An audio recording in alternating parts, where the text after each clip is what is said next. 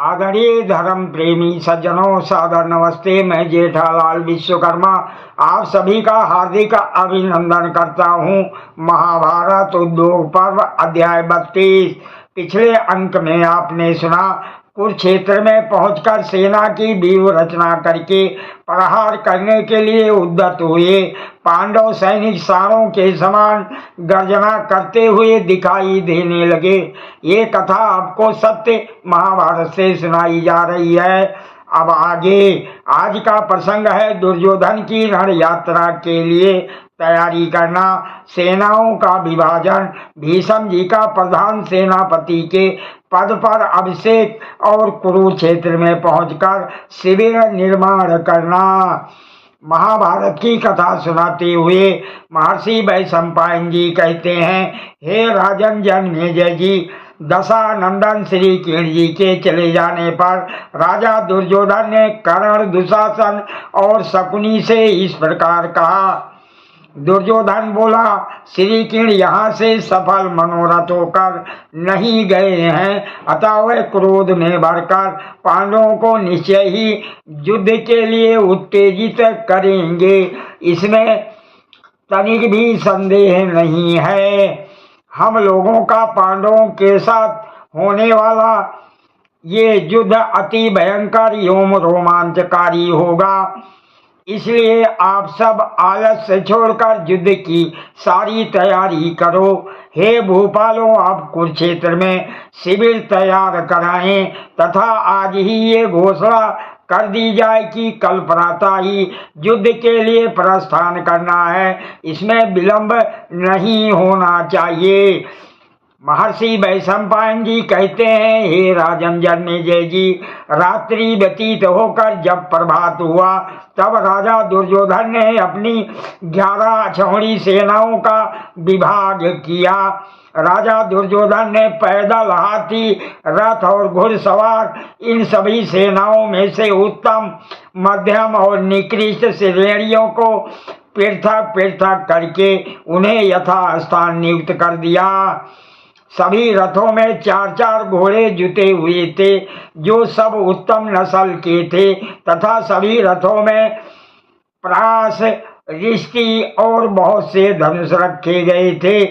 सत अर्थात बहुनाम, प्रत्येक रथ के 2-2 घोड़ों पर एक रक्षक नियुक्त था। एक रथ के लिए 2 चक्र रक्षक नियुक्त किए गए थे। वह दोनों ही रथियों में श्रेष्ठ थे और रथी भी अश्व संचालन की कला में कुशल था। जैसे रथ सजाए गए थे वैसे ही हाथियों को भी स्वर्ण मालाओं से सम अलंकृत किया गया था। उन सबको रस्सों से कसा गया था। उन पर 7-7 पुरुष बैठे हुए थे, जिनसे वह हाथी रथा नियुक्त पर्वतों के समान जान पड़ते थे। हे राजन, उनमें से 2 पुरुष अंकुश लेकर महावत का काम करते थे। 2 उत्तम धनुर्धर योद्धा थे। 2 पुरुष श्रेष्ठ तलवारें लिए रहते थे और एक व्यक्ति शक्ति तथा त्रिशूल धारण करता था। इसी प्रकार कवचधारी, युद्ध के लिए उद्यत, आभूषणों से मंडित तथा पताकाधारी सवारों से युक्त लाखों घोड़े उस सेना में विद्यमान थे। उस सेना में जो पैदल मनुष्य थे वह भी स्वर्ण मालाओं से विभूषित थे। उनके रूप, रंग, कवच और अस्त्र शस्त्र नाना प्रकार के दिखाई देते थे। उस समय वहां महाबाहु राजा दुर्योधन ने अच्छी प्रकार सोच विचार कर बुद्धिमान एवं सूरवीर पुरुषों को सेनापति पद पर नियुक्त किया। कृपाचार्य, द्रोणाचार्य, मध्यराज सल, सिंधुराज जयद्रथ, कंबोजराज सुदक्षिण, कीर्तवर्मा, द्रोण पुत्र अश्वत्थामा, कर्ण, भूरी सर्वा, सुबल पुत्र शकुनी तथा महाबली बाह्लिक, इन श्रेष्ठ पुरुषों और राजाओं को अपने सामने बुलाकर इन सबको पृथक पृथक एक अक्षौहिणी सेना का नायक नियुक्त करके विधि पूर्वक उन सब का अभिषेक किया।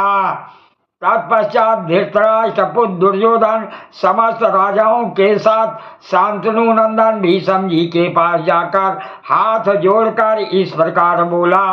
दुर्योधन बोला, हे पितामह जी, कितनी ही विशाल सेना क्यों ना हो, किसी योग्य सेनापति के बिना युद्ध में जाकर चींटियों की पंक्ति के समान छिन्न भिन्न हो जाती है।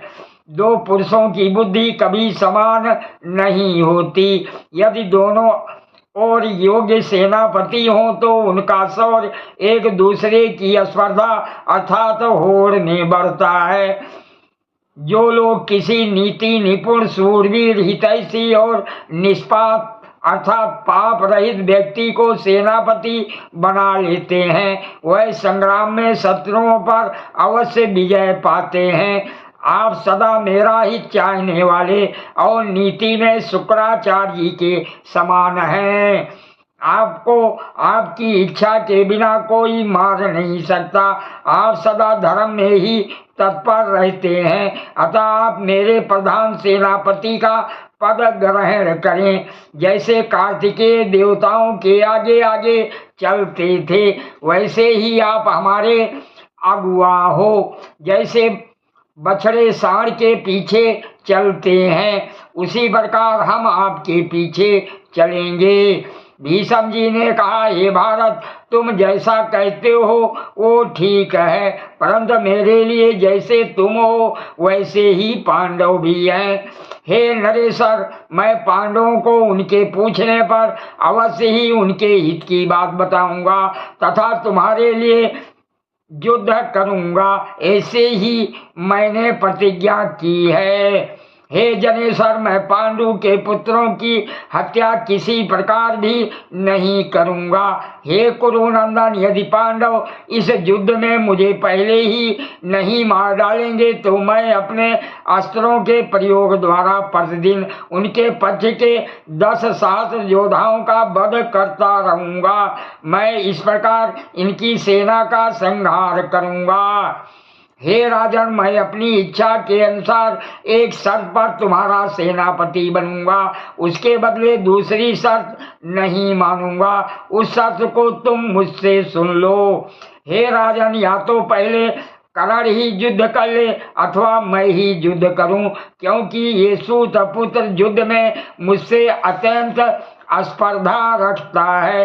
कर्ण ने कहा, हे राजन, मैं गंगानंदन भीष्म के जीते जी किसी प्रकार युद्ध नहीं करूंगा। इनके मर जाने पर ही मैं गांडीवधारी अर्जुन के साथ युद्ध करूंगा। महर्षि वैशंपायन जी कहते हैं, हे राजन जन्मेजय जी, तत्पश्चात धृतराष्ट्र पुत्र दुर्योधन ने यज्ञों में प्रचुर दक्षिणा देने वाले उदार भीष्म जी का प्रधान सेनापति के पद पर विधि पूर्वक अभिषेक कर दिया। तत्पश्चात राजा दुर्योधन का आदेश पाकर बाजा बजाने वालों ने निर्भय होकर सैकड़ों और शास्त्रों भेड़ियों और शंखों को बजाया। तत्पश्चात भीष्म पितामह को सेनापति बनाकर और उन्हें आगे रखकर दुर्योधन भाइयों के साथ हस्तिनापुर से बाहर निकला और विशाल तंबू शमियानों के साथ कुरुक्षेत्र को गया।